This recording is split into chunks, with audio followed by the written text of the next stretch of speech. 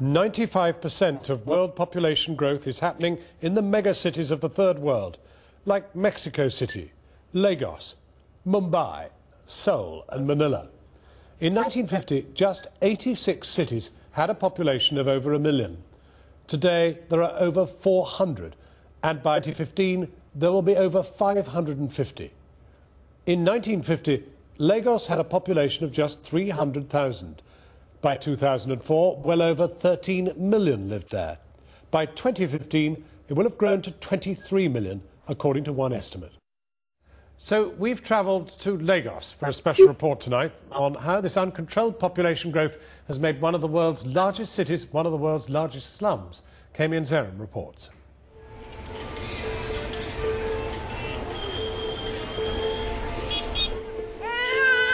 By 2050, the world's population will almost double to 10 billion.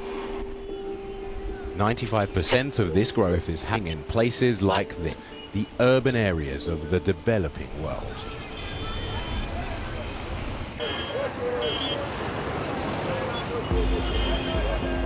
The population of Lagos has grown from 300,000 in 1950 to over 14 million today. An estimated 10,000 people arrive here weekly from across Africa in search of work. Many end here, mile 12.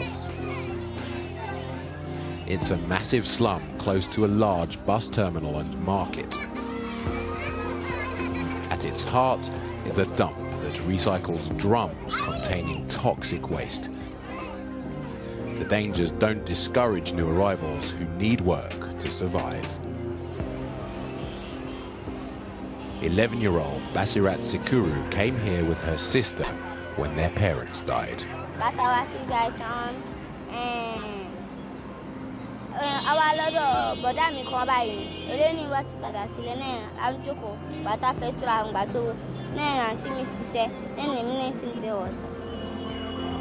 Working all day for just 25 pence, Lagos seems to offer Basirat a bleak future.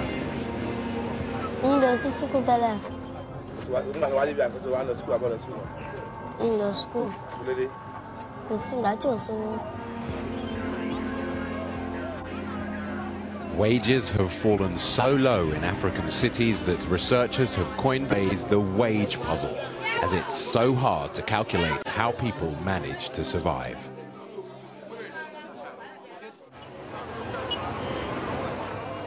Lack of formal job creation is a massive problem. The UN projects that informal employment, like street hawking, will somehow have to absorb 90% of urban Africa's new workers over the next decade. Sir, the life is very, very hard, sir. We're just suffering starvation in the country. I'm down, totally down, sir. As in so many African cities, the pressure of population growth on a faltering economy is fueling an increase in crime and corruption.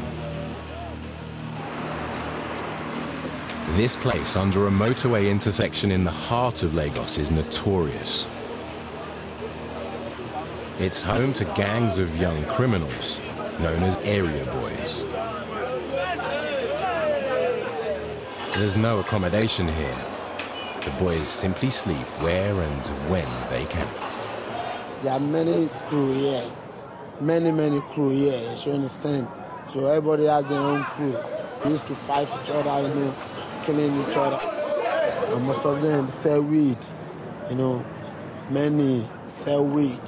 They make money through drugs, you know. Because drugs, there's money in drugs.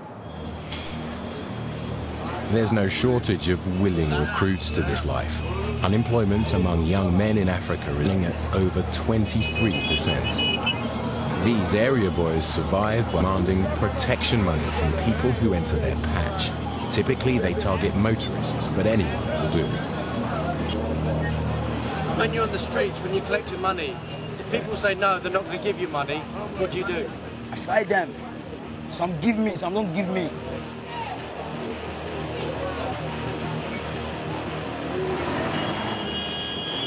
Over the next quarter of a century, the urban population of Afranasia will double. This is creating increasing numbers that are becoming known as mega slums.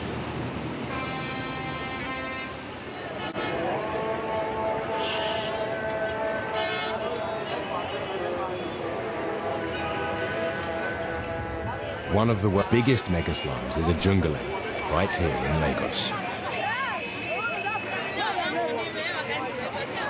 In 1972, it contained 90,000 people living on 8 square kilometers of land. Today, 1.5 million live here.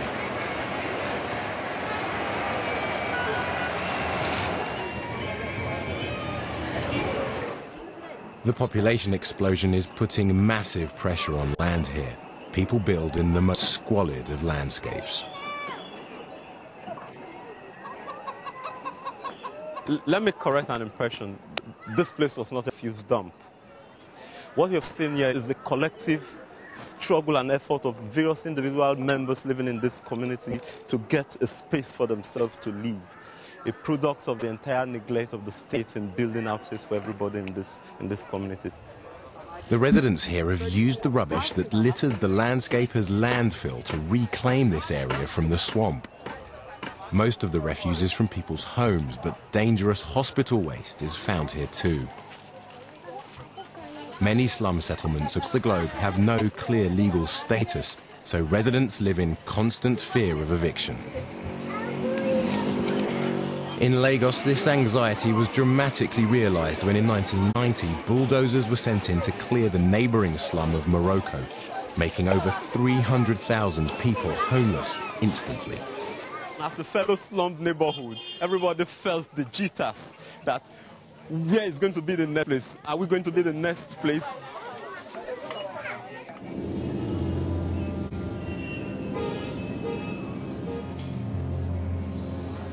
With the basic necessities so hard to obtain, a Darwinian survival of the fittest culture is now developing in these cities. Those unable to help themselves are either rejected by society or left to the mercy of others. Here in a jungle area, charity has been set up to care for the destitute and insane.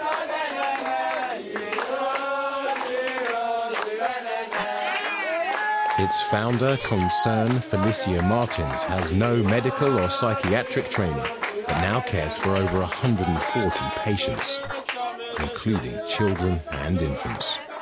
God used to show me the lunatic in my dream, and I would see them crying for help, asking me to come and assist them. This woman was admitted yesterday.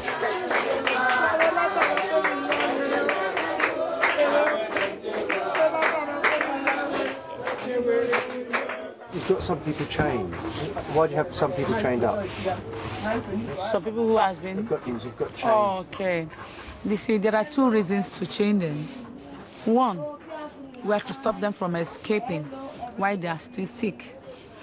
2, some are well, but they have not gotten the sense that the road, the street is not the best for them. They still wish to go back to the street. Release from the Society for the Safety of the Insane and Destitute is at the sole discretion of Mrs. Martins. When people are insane, more or less, animals are better than they are.